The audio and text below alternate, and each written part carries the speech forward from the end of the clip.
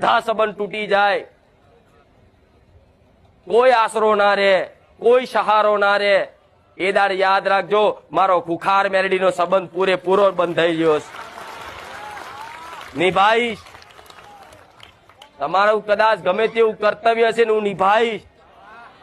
તમારો કોઈ મિત્ર બેહવા વાળો નહીં હોય તો હું મિત્ર બની જઈશ. તમારા મા બાપ નહીં હોય તો મા બાપ બની જઈશ. તમારું કાકા કુટુંબ નહીં હોય ને તો કાકા કુટુંબ બની જઈશ.